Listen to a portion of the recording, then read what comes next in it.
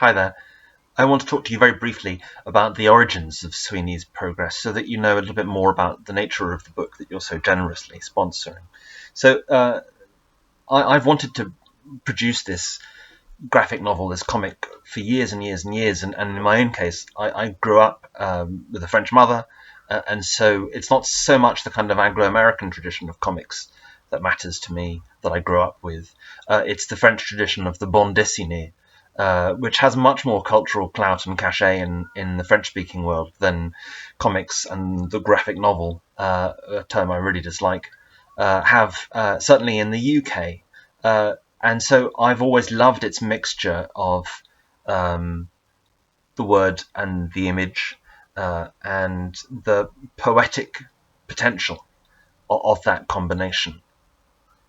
And years and years ago, I was reading a lot of poetry by Seamus Heaney, who I had the great privilege of meeting in Iowa City many years ago. And one of my favourite of his books is this one, which is a translation of one of the great texts of medieval Europe.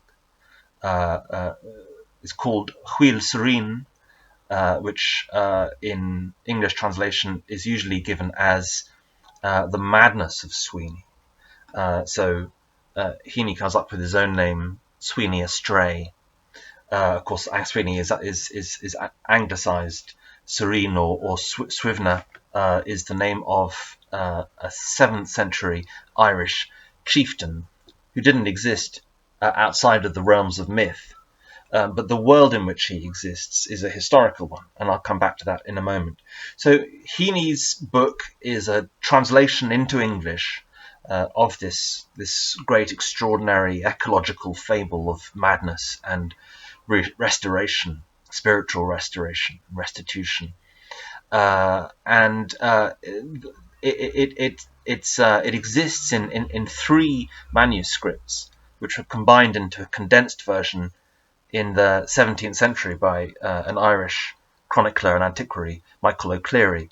And one of the things that's kind of poignant about that is that when these medieval texts were combined into kind of an authoritative version in the original Gaelic, Gaelic bardic culture, which had existed for centuries, was on its last legs.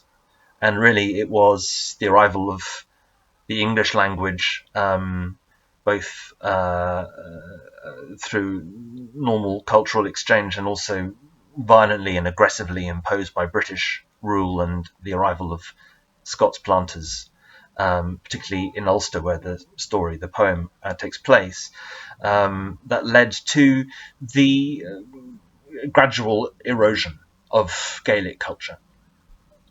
The poem itself, Huile Serene, can probably be dated between 1200 and 1500 on linguistic grounds, but scholars, as far as I can tell, generally seem to conclude that it probably dates to the early 13th century. So it's already quite an old text, but it looks back in turn about 500 years into its past. It delves into the realm of myth, but we can also locate its events in a specific period in history. So the beginning of the 7th century, Christianity has been established in Ireland for about a century, but there's still something of the old belief systems which Sweeney would seem to represent in particular, because Sweeney is passionately hostile to the Christian church. And it's in his hostility to the church that he will ultimately be punished and cursed to travel the wilds, half man, half bird, which I see as a metaphor for madness, for 7 years before he's able to come back into the company of humans and to his own humanity. So the story is set, as I say, in the 7th century, and one of the things that I really enjoyed while I was doing the research for the script was trying to map the myth onto historical fact. So the battle where Sweeney commits his ultimate sin against the church and God and gets cursed is the Battle of Moira, which took place in County Down in the year 637, in the summer. And this was an actual battle in which Donal II, the High King of Ireland, was obliged to fight and eventually defeated his rival and foster son, Congal Clon. And so, I brought into this mythical text the historical figures who are peripheral within the original poem. The other thing, I don't want to go on too long, but that's interesting to me about the challenge of adapting this great poem is that looking back as it does, really, I suppose, ultimately to bardic culture, which is oral culture, if you look at the products of bardic cultures across the world, their attitude to logic and causality and psychology is quite different to the one that we're used to in the 21st century with the novel and psychoanalysis and so on and so forth. So all kinds of things happen that might seem to a contemporary mindset odd, a bit disconnected, but actually there's a very profound and entirely psychologically coherent journey through the poem. That is just the journey, as I say, from Sweeney's violence. He's a brutal man when we first encounter him. His godlessness, through suffering and exposure to the natural world, to a kind of redemption.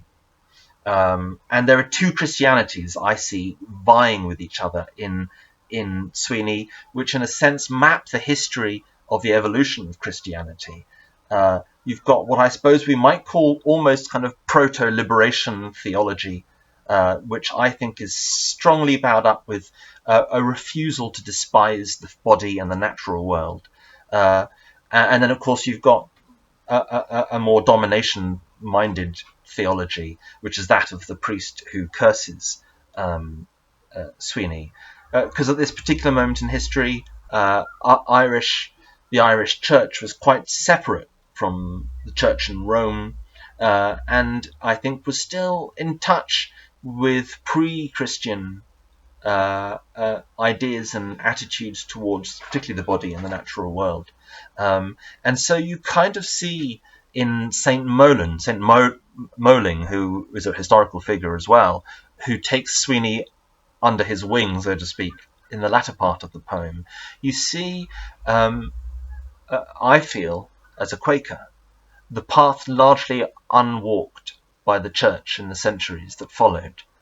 But it's there, that curative potential for the good in Christian theology is absolutely bound into a poem which is profoundly ecological in its concerns as well.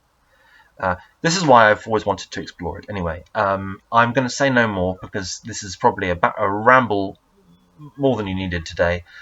But I hope very much that you'll enjoy the videos that Zara and I are going to post as this project develops. And we look forward to sharing it with you chapter by chapter.